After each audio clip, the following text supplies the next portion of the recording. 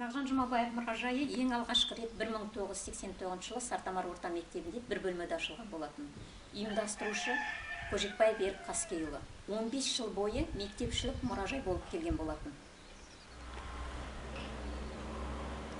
Ақиық ақын Мағжан Жұмабаевтың 100 жылдығына орай 1993 жылы төл мұражайы салынған болатын. 15 жыл бойы мектепшілік болып келген мұражайға 2008 жылы 115 жылдыққа орай күрделі жөндеуден өтіп, қазыналық кәсіпорын болып тіркеліп отыр. Қазақта қай ақынды алсақ та, өзінің туған жерін жырға қоспаған ақын жоқ шығар. Мағжан Жұмабаевтың да туған жерін Сасықкөл өлеңін оқығанда, кіндік қаны тамған туған жеріне деген махаббаты кімді болсын толып тұрады. Нақты Мағжан Жұмабаевтың туған жері Сасықкөл өңірі. Ол кезде Ақмола губерниясы Петропавл уезі Полудин болысы болған. Кейіннен солтүстік Қазақстан облысы Булаев ауданы Сасықкөл болатын. 2008 жылдан бастап Мағжан Жұмабаевтың туған жері барлық құжаттарда солтүстік Қазақстан облысы Мағжан Жұмабаев ауданы Сартамар ауылы болып жазылып келеді. Ал енді мына тұсқа көңіл аударатын болсақ, Жұмабаевтар әулиетінің шежіресі. Жұмабаевтар әулиетінің шежіресі 3 жылы болған Шонайдан басталады. Шонайда Дүйсенбай, Құрманәлі, Жұмабай 3 жылы болған. Дүйсенбайдан ұрпақ жоқ, Құрманәліден Сұлтанғазы тараған. Ал енді мынау жоғарғы ұрпақ барлығы Жұмабай әулиетінен тараған. Әкесі Бекен азан айтып қойған аты Бекмағамбет, шешесі Гүлсім. Бекен мен Гүлсімде 9 бала болған. Мына тұста барлық балалары көрсетілген. 7 ұл, 2 қыз. Мағжан азан айтып қойған аты Әбіл Мағжан, ұлдарының 3-шісі. Кезінде әке шешесі Мағжанды текті тұқым Шоқан Уәлихановтың Жақып Төре деген Қадиша деген қызына үйлендірген болатын. 1918 жылы осы бала үстінде Зейнеп қайтады, дүниеге ең алғашқы рет Мағжанның ұл бала дүниеге келеді. Баланың атын Граждан деп Мағжан өзі қойған болатын. Гражданның өкпесіне суық тиіп, 9 айында бала қайтады, одан кейін Мағжанда бала болмаған. Кезінде әкесі Бекен осы 9 балаға мектеп ашып берген екен. Ең алғашқы мұғалімі Мағжанның Ахидина хан, башқұрт.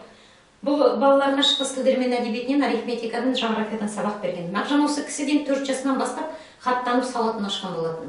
Кейіннен әкесі осы Ахидина хановтың ақылымен Мағжан Жұмабаевты Петропавл қаласына әкеп Шала қазақ медресеге оқуға береді. Бұл медресе кезінде Қызылжар қаласында қазіргі Басқұт қонақ үйінің орнында орналасқан болатын. Бұл медреседе Мағжан Жұмабаев 5 жыл оқып, араб, парсы, түрік, татар тілдерін емін-еркін білген. Осы медресені бітіргеннен кейін әкесі Мағжанның оқуға зеректігін көрген, баланы бетіне қақпаған әкесі Мағжанды Уфа қаласындағы Ғалия медресеге оқуға береді. 1913 жылы Мағжан Жұмабаев Бекмұхамбет Серкебаевты, Ермек Серкебаевтың әкесі Бекмұхамбет Серкебаевпен бірге Уфа қаласына келіп Ғалия медресеге оқуға түскен. Мағжанның Ғалия медреседе түскен оқу жылдағы фотосуреті. Осы медреседе оқып жүрген кезінде, осы медреседе сабақ берген татар жазушы Ғалымжан Ибрагимов Мағжанның қалың дәптерін алып баспаға беріп, ең алғашқы рет 1912 жылы Мағжанның өлеңдер жинағы Шолпан деген атпен жарық көреді. Осы кезден бастап Мағжан Жұмабаевты тек қана қазақ қауымы емес, түрік халқы да тани бастайды. 1913-17 жылдары Омбыдағы мұғалімдер семинариясына оқуға түсіп, осы семинарияны 6 медальмен бітіреді. Біздің экспозициямызда 1914 жылғы, 1916 жылғы бір сыныпта екінші сыныпқа көшу хаттамасы бар. Допустим, переводим испытанием деген мақаласында Петропавл өлкетанушысы Михаил Беник осы Омбының мұрағатынан әкелген болатын.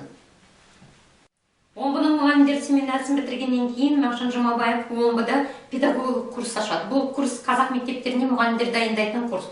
Осы курста директор болып жұмыс істейді. Кейіннен бұл педагогик курс 1920 жылы Петропавл қаласына көшірілген болатын. Бұл алғашқы механикалық техникумның ғимараты немесе Рахмановтардың үйі.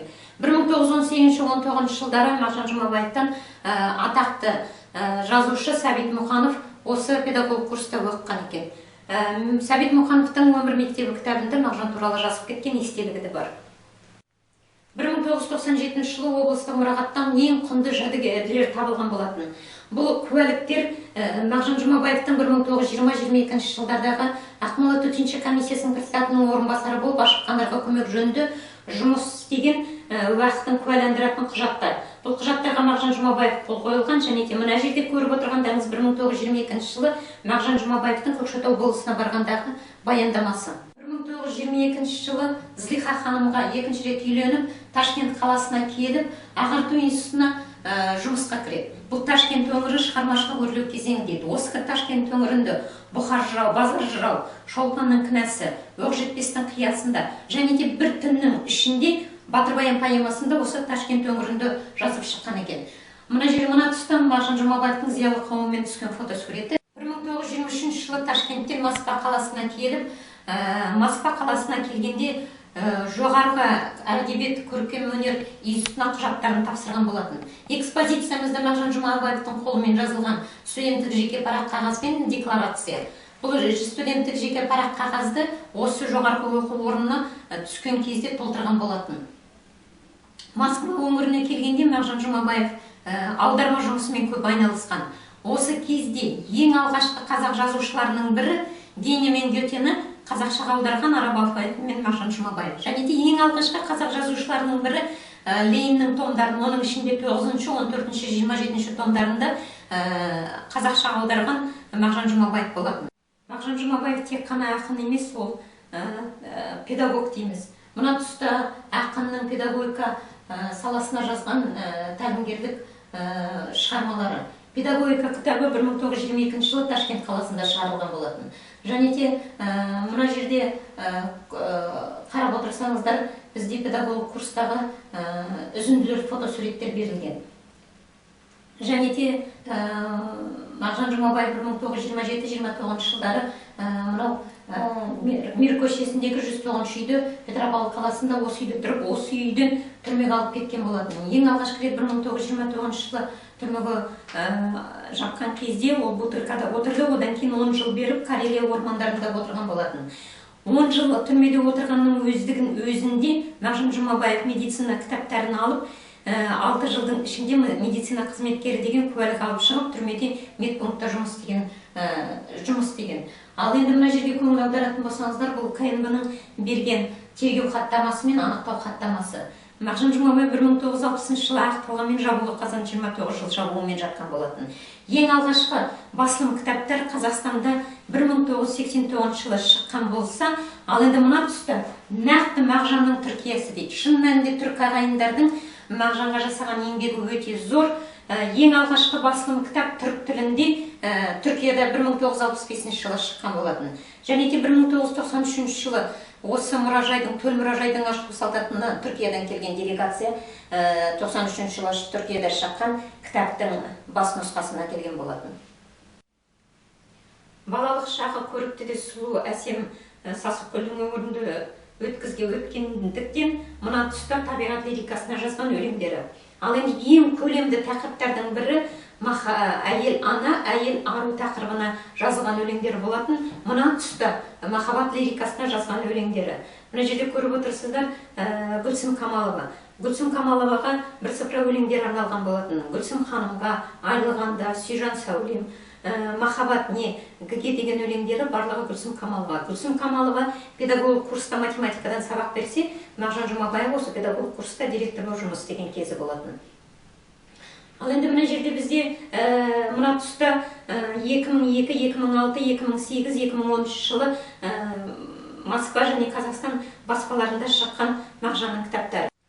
Бекенде 9 бала болды дедік. Ең үлкен Мағжанның ағасы Аба Мүслім фотосурет сақталмаған. Бізде Аба Мүслімнің қызы Сара апай мен Күлай апай.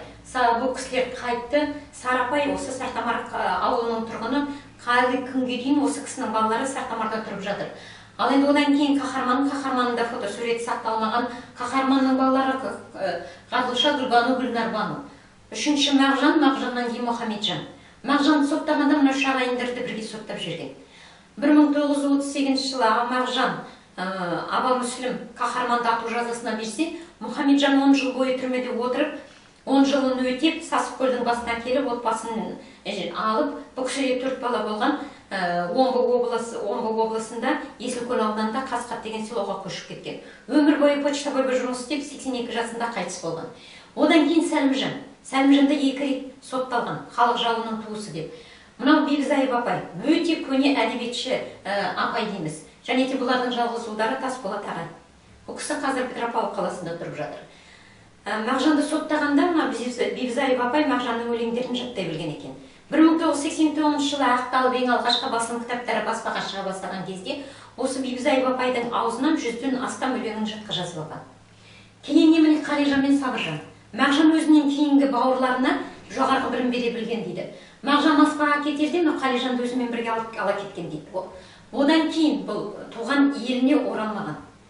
Қалижанды Мағжан секілді өте көрікті, сұлу, келбетті адам болған дейді.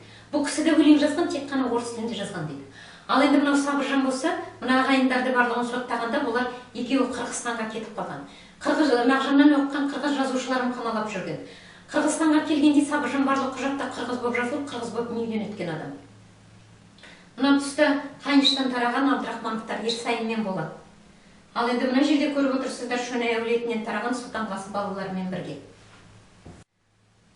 1993 Қарамановтың жарлығымен Сартамар орта мектебіне Ақиық ақын Мағжан Жұмабаевтың аты берілген болатын. Ал енді мына тұста Булаев қаласындағы ескерткіш, ал енді мынау ескерткіш 1993 жылы Петропавл қаласындағы ескерткіш. Көріп отырсыздар. Мына тұста бұл 1993 жылы Петропавл тоқыма фабрикасынан келген текемет. Ал енді мынау 1993 жылы Түркиядан келген делегацияның Мағжанның портретін салынған түкті кілем. 1993 жылы облыстық әкім жұмыс істеген Гартманның мынау берген ұлттық шапаны. Мына тұста Былғарыдан етік, бұл Мағжанның екінші әйелі Злиханың етігі. Және де бөртпе шәлісі осы мұражайда сақталған. Және Злиханың бөртпе шәлісі. Ал енді мынау текемет, бұл Жұмабаевтар әулетінен келген сақталған текемет. Ең кіші Гүлбаһрам тұрмысқа шыққанда жасауға берген текемет. Бекен 15 жасынан бастап осы өңірде болыс болған дейді. Мынау болыстардың сақталған үстелдері. 1932 жылғы сақталған патефон. Ал енді мына жердегі 1993 жылы Көкшетау фарфор заводынан келген бұйымдар. Мына құмыраның бір ерекшелігі, бір жағында Мағжан Жұмабаевтың фотосуреті болса, екінші жағында Сәкен Сейфуллиннің фотосуреті. Осы ғана қазақ студенттерінің ішінде Мағжан мен Сәкен Омбының мұғалімдер семинариясында оқып жүрген кезінде Потанин қорынан стипендия алып оқыған екен. 1922 жылы 20 тамызда Көкшетау болысына барғандағы Мағжанның өзінің қолымен жазылған баяндаманың түпнұсқасы. Мағжанның атасы Жұмабай қажы болған адам дейді. Тасболат ағайдың айтуынша, Мекке Мәдинеге барып қайтып оралғанда, мынау Құран кітаппен жайнамаз қолында болған екен. Мынау Құран кітап 1894 жылғы Құран кітап. Мұражай төрінен Лениннің портреті бізде орын алған болатын. Бұл дәп осындай портрет үлкен ағасы Аба Мүслімнің үйінде қабырғада ілулі тұрған екен дейді. Кезінде Мағжанды түрмеге жапқанда жендеттер тінтумен Аба Мүслімнің үйіне келген екен. Сонда қолында Аба Мүслімнің үйінде жалғыз ғана Мағжанның мынау фотосуреті болған екен дейді. Сасқалақтаған ағасы мынау фотосуретті Лениннің портретінің астына тыға қойған екен дейді. 60 жыл бойы Лениннің портреті осы фотосуретті сақтап отыр. Ең құнды жәдігерлердің бірі Бекен әулетінен сақталынған 1929 жылғы қара кереует. 2008 жылы 115 жылдыққа Алматы қаласының тұрғыны Сатыбалдин Қазбектің гипстен жасаған Мағжанның бюсі. Жоғарғы сынып оқушыларымен мұражайда Мағжантану сабағы өтеді. Мына тұста 1994 жылы осы мұражайға Сапан Шаймерденовтің келгендегі алтын қаламын табыс еткен болатын. Ал енді мына тұста ең аударылатын бір бұл альбомды Мүслімовтар отбасынан келген альбом болатын. Ол кісілер 100 жылдыққа орай осы альбомды жасап шығарған болатын. Облыстық әкімнің Гартманның мынау әуежайдағы қонақтарды қарсы алып жатқаны. Және де бір мына фотосуретке көңіл аударатын болсаңыздар, елбасы 1993 жылы осы Сартамар ауылына келіп, Мағжанның ауылына келіп, осы мұражайды ауылымызда 2 қабатты мәдениет үйін, мешіт және мешітті ашылу салтанатын жүргізген болатын.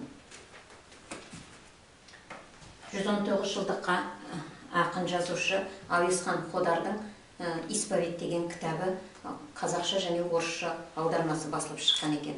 Осы кітаптың ішінде мұражайдың ашылу салтанатында 115 жылдыққа фотосуреттер сақталынған. Міне мынау жаңартылған мұражайдың фотосуреті. Ал енді мынау астына үңілетін болсақ, ол кезде облыстық әкім Серік Сұлтанғазыұлы, ал енді мына жерде аудан әкімі Сапаров және мәдениет басқармасы Бекеневтің ашылу салтанатын жүргізіп жатқан фотосуреттері. Жаңартылған мұражайдан көрініс.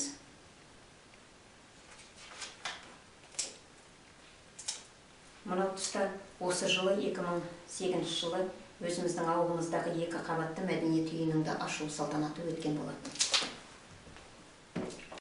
Ал енді мына жерге көңіл аударатын болсақ, Мағжан Москва кезінде аударма жұмысымен көп айналысқан болатын. Сол кездегі Мағжанның араб алфавитімен аударылған шығармалары мына тұста.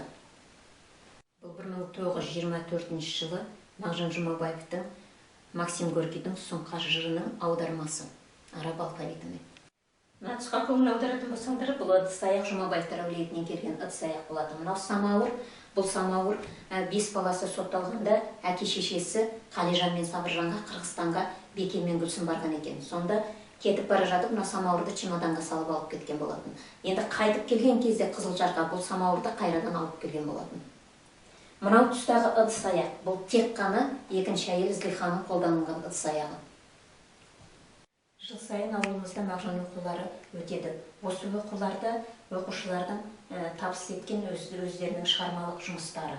Ал енді мына жерде көңіл аударатын жай, 120 жыл Мағжан Жұмабаевтың 120 жылдығына орай ол республикалық конференция Қарағанды қаласында нөмір 39 жылы Мағжан Жұмабаев атындағы мектепте 2013 жылы желтоқсан айында өткен болатын. Осы конференцияға қатысып баяндамамен барған кездегі мынау кітаптың ішінде барлық материалдар осы кітапта сақталынған.